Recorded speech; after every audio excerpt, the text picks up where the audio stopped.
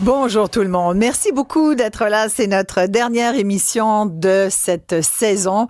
Déjà, merci beaucoup Fred Bastien. Merci à toi Isabelle. Fait qu'on a prévu quelque chose d'un peu plus festif. Oui.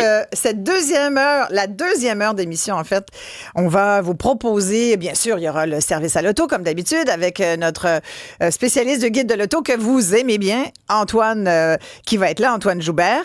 Et puis, on vous propose également de revisiter les traditions du temps des fêtes. On veut savoir c'est quoi vos traditions, vos habitudes. C'est-tu de la déco? Quelle toune de Noël vous préférez? Faites-vous des biscuits de Noël en famille? Qu'est-ce que vous allez manger? Bref, allez-vous prendre une marche dehors à minuit?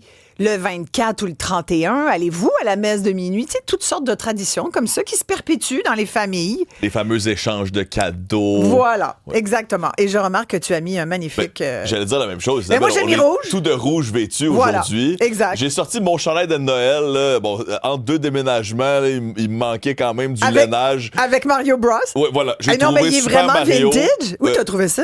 Mon Dieu, je pense que c'est Nintendo qui m'a envoyé ça il y a quelques années. C'est magnifique. Un des seuls qui a traîné. Ben, merci. Toi aussi, là, je vois... J'ai sorti une petite, évidemment, pour ceux qui nous regardent, j'ai, comment on appelle ça? Une passe. Une passe, ouais, avec sur la tête, un petit reindeer au nez rouge, mais il allume plus.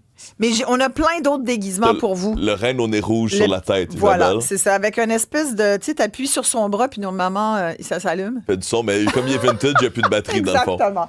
Mais oui, puis j'ai mis mon chandail rouge avec marqué rock dessus parce que ça a rocké pas mal cette année. Et mon Dieu. Et surtout cette dernière saison, puis on avait envie de revenir en première heure sur la crise qui secoue le Parti libéral du Québec. Parce qu'aujourd'hui, je pense que la nouvelle du jour, c'est vraiment la fin de la session parlementaire avec les bilans des oppositions. Il y a encore eu une conférence de presse assez mouvementée. Pendant le bilan du PLQ ce matin, on a vu un Pablo Rodriguez qui, à nouveau, avait peu de réponses à soumettre aux médias. Il s'est fait un peu brasser aussi. Il y a un journaliste qui a posé une question qui a fait beaucoup réagir ses collègues derrière eux, ceux qui sont unis derrière le chef, qui n'a pas manqué de dire « Si on est unis au PLQ, on va gagner l'élection, mais si on est désunis, on va la perdre. » Je trouve qu'il fait preuve de beaucoup d'espoir. Oui, quand même. Là. Voilà, parce que si on est unis, on va gagner. J'y rappellerai peut-être d'aller voir que disait le dernier sondage léger là-dessus. Le Parti libéral du Québec était pas deuxième. Là. Donc, c'est quand même loin, l'élection, Isabelle. Ben oui, mais là, c'est parce que ça commence à coller beaucoup. Là. C'est drôle, parce que autour de moi, les plus grands détracteurs du PLQ sont ceux qui semblent croire le plus à une possible remontée de celui-ci. Oui, oui, on entend. D'après moi, c'est pas fait encore pour le PQ. Alors, j'ai l'impression qu'on craint pour le quand PQ. même. Ouais. Pour le PQ, oui, comme. Exact. Ben c'est sûr, mais en fait. Tellement à l'avance. En fait, puis c'est ça la beauté de la chose. Heureusement que tout n'est pas joué, et puis que les prochains mois, la prochaine année va être sportive. Puis on ne s'attend pas à de grands soubresauts du côté de la CAQ parce que M. Legault dit qu'il va rester jusqu'au bout. C'est ça aussi, ça aurait pu avoir. Mais tu sais, ça peut changer ça aussi. Oui, mais tu sais, à la question une marche dans la neige, est-ce que ça. Comme à l'époque du père de Justin, de Pierre-Elliott Trudeau en 1984. C'est pour ça la référence à la marche de la neige. Quelqu'un me demandait ça l'autre jour. Pourquoi vous n'arrêtez pas de dire la marche dans la neige? Qui est allé marcher? C'était Pierre-Elliott Trudeau à l'époque. Puis il est allé faire une marche dans la neige en 1984, juste avant qu'il démissionne. Mais là, on se demande si la neige de décembre fonctionne, parce que M. Legault dit oui, je l'ai pris ma marche dans la neige. Est-ce qu'il faut que ce soit une neige de Noël? Est-ce qu'il faut que ce soit une neige de février? Bref, qu'est-ce que vous pensez de ce qui se passe au PLQ? Qu'est-ce que vous pensez du leadership de Pablo Rodriguez? Écrivez-nous, appelez-nous 1-877-827-2346, 187-Cube Radio. Puis merci là, déjà aux auditeurs qui nous souhaitent joyeux Noël et bonne année, Isabelle, à toute votre équipe. Merci Alex, merci à tous ceux qui nous écrivent, qui nous ont écrit tout le long de la saison. Ouais, puis merci parce que j'étais absente hier. Merci à Isabelle Perron qui a tenu le fort avec Fred. Je ne sais pas si vous l'avez fait hier, chère équipe, mais je dois vous dire qu'on est très, très, très content, heureux, ravi de vous accompagner et surtout de voir que vous êtes là et qu'on a des bons sondages, il faut quand même le dire. On a plus que triplé notre part de marché à cette heure-ci l'après-midi. Alors, on est très fiers de vous accompagner. Puis ça, je dois le dire, on est une petite équipe. On n'est vraiment pas beaucoup. Si on se compare à d'autres, ça, c'est sûr qu'on n'est pas beaucoup. Mais on travaille, on y met tout notre cœur. Et on est proche des gens qui nous écoutent, qui nous regardent et on le ressent. Merci beaucoup de participer à nos émissions. C'est vraiment... c'est Isabelle qui travaille fort, c'est toute l'équipe qui travaille fort, mais c'est aussi vous qui êtes là à chaque Mais émission. je pense merci. que nos auditeurs aussi travaillent fort. Tout le monde travaille, tellement. puis tout le monde y met son cœur, mais de voir que les gens sont là, nous écoutent, puis communiquent, il y a cette espèce de conversation qu'on a. Fait que donc, ne manquez pas de, justement, poursuivre ça aujourd'hui parce qu'on fait appel à vous à nouveau. On veut savoir, pensez-vous que Pablo doit rester en poste? Il y a quand même 2 lettres qui circulent, 2 lettres, 2 courants différents, des gens qui disent on est derrière le chef, il doit rester, et d'autres qui estiment qu'il doit s'en aller. On va parler d'ailleurs tout à l'heure avec celui qui est justement un ancien député du Parti libéral du Québec qui a été l'instigateur de la lettre qui demande la démission du chef. Mais avant, je vous présente le directeur affaires publiques chez Aucoin Stratégie et Communication, Guillaume Houle. Bonjour Guillaume. On voulait avoir vos lumières là-dessus puisqu'on est dans Noël, les lumières de Noël. Quelles sont vos lumières? Quel éclairage faites-vous là, de ce qui se passe aujourd'hui? Moi, j'avoue que ce matin, après le point de presse de Pablo Rodriguez, je disais à la blague, moi, ça m'achève. L'histoire du local de sa conjointe, pour moi, là, c'est comme la goutte qui fait déborder le vase. Que Pablo Rodriguez n'ait pas été au courant, c'est ce qu'il a dit ce matin. Je ne savais pas que le local, je n'ai rien à voir là-dedans. Je ne savais pas que ma conjointe louait son local à ma campagne.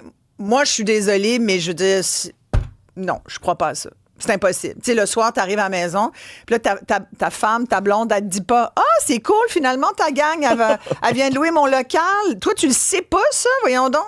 Je peux pas croire, Guillaume. Vous en pensez quoi, vous, ne serait-ce que sur ce détail-là, puis il y en a combien d'autres? C'est jouer à l'autruche.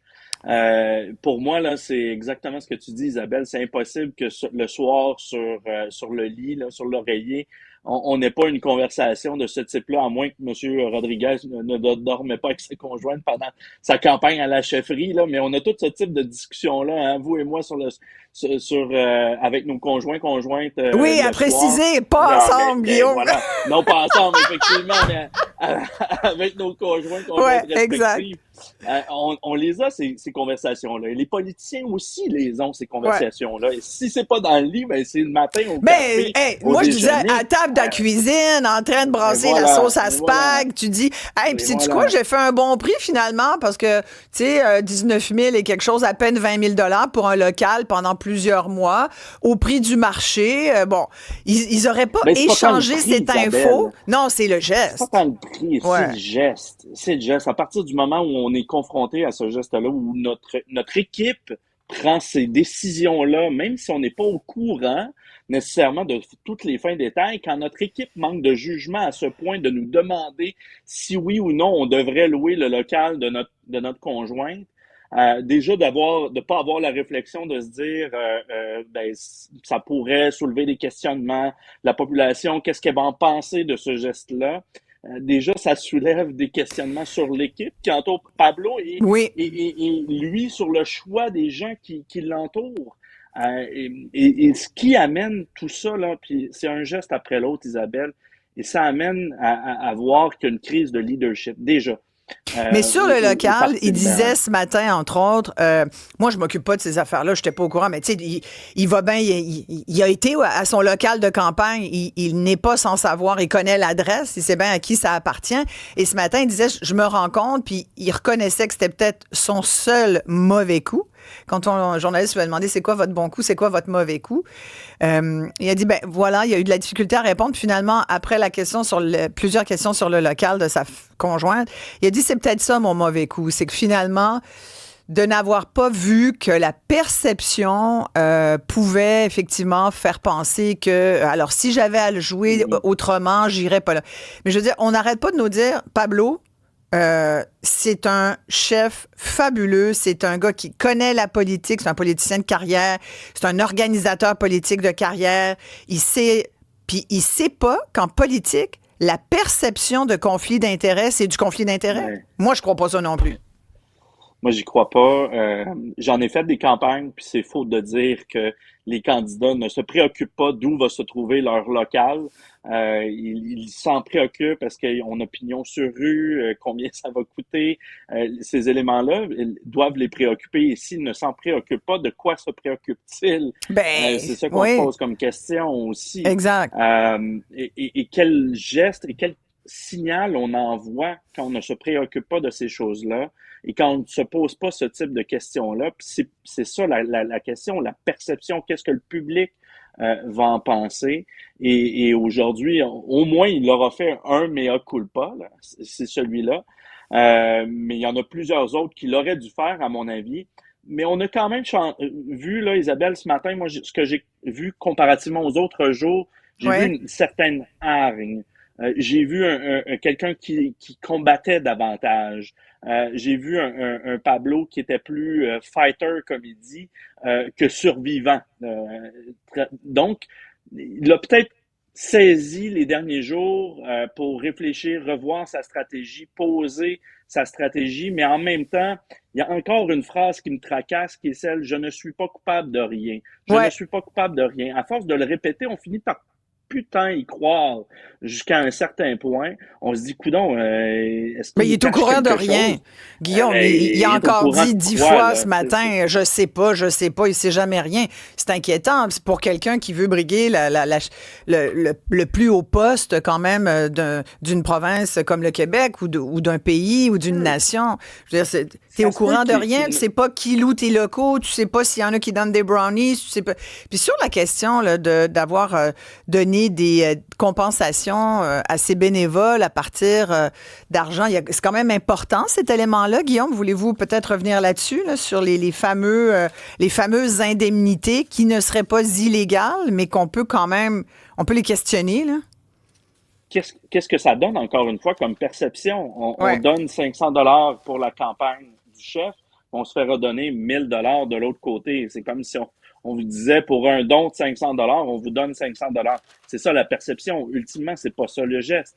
Le geste, c'est de récompenser les bénévoles qui étaient les plus actifs pendant notre campagne. On comprend pourquoi à la fin ils l'ont fait, mais c'est quoi la perception que le public va en décoder quand on sait puis qu'on fait le lien entre le don de 500 $ qui est le don maximal, et la réception d'un chèque de 500 $, de 1000 $. Donc, ultimement, on laisse comme percevoir que les dons qu'on peut faire sont monnayables. Puis ça nous réfère aussi aux fameux textos qui sont à l'origine de tout ça, où on disait, donne-moi un 100$, donne-moi un 50$, je vais te rembourser avec la caisse électorale. Est-ce que Pablo était au courant? Bon, tout porte à croire à ce moment-ci que non, mais il aurait dû être au courant, du moins des gens dans sa campagne auraient dû être au courant. On était au courant, en fait. Parti libéral, même Marois Risky était au courant de ces textos-là, de l'existence de screenshots, là, je m'excuse l'anglicisme, là, mais dès le début de la campagne, puis on n'a pas voulu porter attention plus qu'il faut en disant, mais c'est des faux. Ouais. Toute matière, puis le Parti libéral devrait apprendre de ses erreurs, puis en fait, tous les partis politiques au Québec devraient apprendre de ça aussi. À chaque fois qu'on a une présomption d'accusation de nature liée à la corruption ou près de, ou des allégations envers, on doit assurément s'en saisir, investiguer. Et Pablo Rodriguez doit changer son discours à ce moment-ci puis arrêter de dire « je suis coupable de rien, je connais rien ». Ouais. Il doit forcer les gens qui sont en charge des rapports, que ce soit le juge Fournier qui l'a lui-même nommé, que ce soit l'UPAC ou que ce soit Élections Québec. On veut des résultats. Moi, je veux des Exact. résultats. En tant que chef du Clairement. Parti libéral du Québec, il y a des accusations qui posent sur mon parti. Il y a des accusations qui posent sur des gens qui étaient autour de moi, sur mon entourage. Je veux savoir qu'est-ce qui s'est passé, c'est quoi les faits. Mais je ne l'ai pas entendu avec ce discours-là ce matin. Je l'ai encore une fois entendu sur la défensive, sur ce bout-là. Quoi qu'il a, comme je disais tantôt, Isabelle, il a un petit peu changé son ton. On voit que le ton a durci, il a Oui, moi, je rassemblé l'ai autour de trouvé très lui saccadé certains dans acteurs. Ouais, je l'ai Oui. trouvé très saccadé dans sa prise de parole.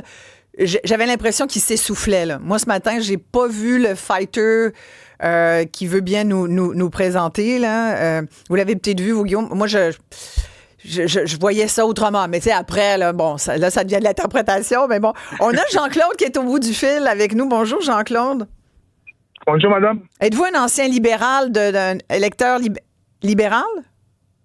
Oh, je ne suis pas un ancien, je suis toujours un électeur libéral, oui. Oui. Vous en pensez quoi de toute cette affaire?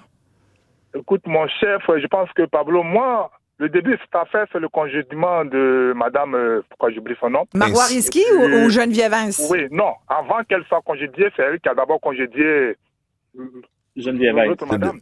Ouais. Oui. Alors, pour moi, le chef aurait dû ne pas tout de suite congédier Madame Risquet, Oui. faire asseoir, prendre du lead, comprendre, parce que à la suite, il ne savait rien, on ne m'a rien dit. C'est pour ça qu'il n'aurait dû pas se précipiter à congédier Mme Risquet et d'abord prendre le pool, l'information complète Ouais. et poser des gestes. Une fois les gestes posés et que les médias viennent faire leur travail, il aurait tout, et dès le premier jour qu'il a pris le micro, tout serait réglé, peut-être qu'on serait loin de ça. Mais c'est pas ce qui est arrivé. Non. Il a d'abord congédié madame, là on creuse, et puis chaque jour il y a quelque chose qui sort. Et en plus, pour le Parti libéral, à tort ou à raison, qui est toujours accusé des choses que moi personnellement je n'aime pas, mais quand tu diriges, il faut t'attendre à être là, qu'on te critique. Puis les critiques, des fois, ça aide à grandir. Donc un tel parti qui veut sortir de là pour aller reconquérir le pouvoir, on n'a pas besoin d'un chef qui nous crée ce genre de petits problèmes inutiles. Ah, Donc, non, moi, je pense que je ne le connais pas. C'est peut-être un bon gars. Sa carrière prouve que c'est vraiment un bon gars. Mais il arrive des moments comme ça dans la vie, et puis bon, on apprend acte, et au nom de l'intérêt commun, on se retire. Ouais, On ne veut pas dire qu'on est coupable. Ça ne veut pas dire qu'on n'est pas capable. Mais on privilégie l'intérêt commun. Ça veut dire qu'il devient une distraction pour son parti, effectivement. Merci beaucoup, Jean-Claude. On a vraiment beaucoup de témoignages. Fred, vas-y. Plusieurs témoignages, là, parmi les souhaits des fêtes. Là, je pense à François qui nous écoute toute la journée. Aussi, Laura c'est fin, qui dit François. merci d'être là. J'ai reçu aussi un commentaire qui dit vous donnez une voix au peuple, donc merci de le faire. Mais parmi tous ces commentaires de soutien, on a aussi là, un regard assez difficile sur Pablo Rodriguez. Là. Bon, François qui dit en ce qui me concerne, bye bye François Legault, bye bye Pablo Rodriguez. Il y a Maxime du Saguenay qui dit les militants libéraux ont sauté sur les premiers sondages au moment d'élire un chef. Pablo Rodriguez avait dans un gouvernement fédéral et on connaissait son comportement. Il y a aussi là, des gens qui disent Rita qui dit je suis très d'accord avec toi Isabelle et donc c'est vraiment un mauvais quart d'heure là, que passe le chef du PLQ dans notre messagerie. Mais Guillaume Hull... Il n'y a personne qui pense qu'il doit rester là, parmi les gens qui nous écrivent. Non, mais je me pose la question, justement, est-ce qu'on est hyper vigilant maintenant qu'on a commencé à déterrer certains problèmes? Est-ce que tout le monde, les journalistes, la classe politique, la population, on se concentre beaucoup sur Pablo? Est-ce qu'il y a des choses comme ça qui pourraient arriver aussi dans d'autres partis? On va poser la question à Raymond Bernier, ex-député libéral au Québec. Il a siégé d'ailleurs pendant 12 ans. Il est instigateur de la lettre avec Stéphane Bertrand, également ex-directeur général du parti, ex-directeur du cabinet de Jean Charest. Bonjour, Monsieur Bernier. Bonjour, Mme Maréchal. Vous avez été à la base de cette lettre là, qui demande la démission de Pablo Rodriguez. Dites-nous clairement pour quelles raisons vous estimez que le chef du PLQ ne peut plus être celui qui mène les troupes jusqu'à l'élection prochaine. Premièrement, le temps nous manque par rapport à la situation actuelle pour redresser ce que j'appelle, moi, la confiance. Vous savez, un parti politique, ce sont la population qui doit avoir confiance à ce parti-là. Elle doit avoir confiance en son chef aussi. Sauf que dans le moment, c'est la situation. Tous les éléments qui sont mis à jour qui créent ce malaise-là par rapport à la population. Donc, à court terme, parce qu'on est à court terme au niveau d'une élection, ça peut, effectivement, c'est prévu en octobre, mais ça peut arriver avant aussi. Donc, il faut être capable de redonner confiance aux gens par rapport à la gestion future du Parti libéral du Québec pour gouverner le Québec. Donc, en ce qui me concerne, malheureusement, au départ, je n'étais pas avec M. Rodriguez comme pour le supporter lors de son élection, mais en ce qui me concerne, je me suis rallié à M. Rodriguez pour être capable de travailler à construire l'élection. Pour construire une élection, ça prend quoi? Ça prend des militants, ça prend des bénévoles, et ça prend des candidats. Et là, dans la situation actuelle, c'est trois choses qui sont extrêmement difficiles à être capable de mettre en place. Donc, à partir de ce moment-là, faut être conscient de la chose. Et sur ça, le parti va devoir reconsulter ses associations, parce que un parti, ça appartient aux militants. Donc, il faut qu'il écoute les militants et de comprendre que à tous les 2 jours, il sort un élément et qui vient brimer encore une fois la confiance des gens. Là, je pense qu'il faut être réaliste. Et pour l'élection, le temps de la construire, moi, j'en ai fait quand même quelques-unes dans ma vie. Ouais. Ça prend du temps, ça prend des bras. Et Raymond Bernier, qu'est-ce qui vous dérange le plus, vous diriez? Quel a été l'élément, vous diriez la goutte qui a fait déborder le vase, là, dans tout ce qui est arrivé, là, depuis les textos, les brownies, d'abord, depuis Marois Risky, avec le fait que, on savait pas trop ce qu'il en était, mais peu à peu, ça sort, jusque, tout à l'heure, on a commencé en parlant du local de sa conjointe, dont il n'était pas au courant. Les indemnités, semble-t-il, discrétionnaires, mais qui ne seraient pas discrétionnaires, nous disait M. Rodriguez ce matin, qui ont amené quand même le fameux petit groupe de militants là, qui ont qui auraient reçu, on l'appelle le Club des 1000 là, maintenant, là, ceux qui auraient reçu 1 000 $. Il y en a qui ont reçu des brownies. En fait, tout le monde, il y a bien du cash qui circule, visiblement. Puis bon, c'est quoi l'affaire pour vous là, qui est comme, OK, ça suffit, c'est trop? Premièrement, en ce qui regarde lors de la campagne à la chefferie, moi, j'ai eu à travailler dans 2 comtés, précisément. Et en ce qui me concerne, j'ai jamais vu ce genre de choses-là, de passer des brownies ou quoi que ce soit. Là. Nous autres, notre travail, c'était d'identifier des personnes, de vendre une carte de membre, d'identifier des personnes pour qu'ils puissent voter. C'était ça notre rôle et j'ai rien vu de ça. Ça, vous avez jamais, au Parti libéral du Québec, avant l'arrivée de Pablo, là, il n'y a jamais eu ça, des brownies dans des campagnes à la chefferie? Ou... Pas, dans mon cas, non. Moi, j'ai jamais eu ça. J'ai toujours travaillé très fort pour être capable d'avoir mes fonds électoraux. Puis un fonds électoral, au moment où il est disponible puis que l'élection est déclenchée, à ce moment-là, on suit également le budget, puis on sait ce que ça coûte, puis ce qui va se passer, que ce soit au niveau de la publicité, au niveau des locations de locaux, puis ces choses-là. Il faut être capable de connaître cette information-là, parce que sinon, là, on a un problème de financement dans nos associations. Donc, en ce qui me concerne, ce qui m'a déclenché davantage, c'est au moment où la Sûreté du Québec décide de faire une enquête. Ça me dérange beaucoup, parce que dans la situation actuelle, il y a quand même eu deux personnes qui ont dû quitter le Parti libéral face à ça. Et c'était pas des enquêtes nécessairement de policiers. Et là, la situation fait qu'aujourd'hui, là, il y a une enquête. Fait que, une enquête qui pourrait peut-être de 6 mois à 1 an avant d'avoir les résultats. Ça va faire longtemps que l'élection est passée. Et à ce moment-là, le Parti libéral devient quoi, là? Ouais. Il va rester quoi au Parti libéral? Parce qu'il y a peut-être des endroits où ça va très bien au niveau des associations, mais il y a d'autres endroits en région où ça va pas bien. Oui, c'est ça. C'est là où j'allais vous emmener, M. Bernier, c'est que Pablo Rodriguez défend en disant, encore hier soir, c'était plein, il y avait des gens, là, puis on fait des brunchs, puis on vend des billets, puis le monde est là derrière nous. Fait que il y a comme votre lettre, puis on dit, il y a comme le clan, on va dire le clan de Charest, on va l'appeler comme ça, des anciens de Jean Charest qui ont travaillé avec lui, puis il y a l'autre clan, le clan de Pablo. Est-ce qu'il y a effectivement ces 2 groupes chez les libéraux qui s'opposent en ce moment, Raymond Bernier? En ce qui me concerne, moi, ça fait au-delà de 40 ans que je suis membre du Parti libéral. Fait que je ne fais pas partie d'aucun clan. J'ai fait partie d'un gouvernement, oui, mais je ne fais pas partie de clan. Là. Moi, le clan, pour moi, c'est le Parti libéral du Québec. C'est ça que je défends. C'est ça que je veux que les gens puissent comprendre. Moi, je suis un nationaliste, mais fédéraliste. Donc, en ce qui me concerne, c'est important que les gens aient confiance dans ce qu'on fait et le travail qu'on réalise. Donc, dans les circonstances, qu'est-ce que vous voulez je vous dire? Il y a peut-être des endroits que ça va bien, mais j'invite le parti à consulter des associations dans l'ensemble du Québec, 925, à savoir si ça va bien partout. Oui. Oui, vas-y, il y a plein de commentaires. Ça va bien partout. Non, c'est ça. En ce qui nous concerne, nous autres, quand on essaie de vendre une carte de membre puis d'avoir des gens pour travailler bénévolement à une élection, c'est pas comme ça que ça fonctionne. Même trouver un candidat ou une candidate, ça aussi, là, c'est pas facile, là, de trouver une personne qui veut s'associer dans les circonstances actuelles pour faire une élection. Non, c'est sûr. Là, ça doit pas être évident. Mais qui a plus de pouvoir, M. Bernier, là, vous qui êtes un vieux de la vieille?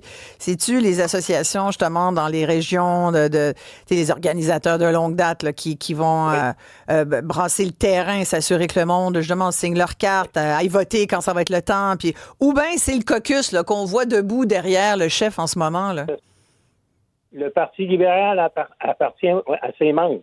Ce sont les membres qui sont avec les régions et avec l'ensemble du Québec qui en sont possesseurs du Parti libéral. Donc, c'est important de les consulter, de leur demander leurs opinions pour voir comment ça va. Parce que même si vous avez des gens qui sont élus, puis quand il y en a aucun au niveau des régions du Québec, sauf à Gatineau, bon, je pense qu'on a un problème. Donc, à partir de ce moment-là, il faut consulter ces gens-là. C'est eux autres qui vont devoir bâtir l'équipe, bâtir la structure, puis être capable de demander aux gens de nous faire confiance pour former un gouvernement.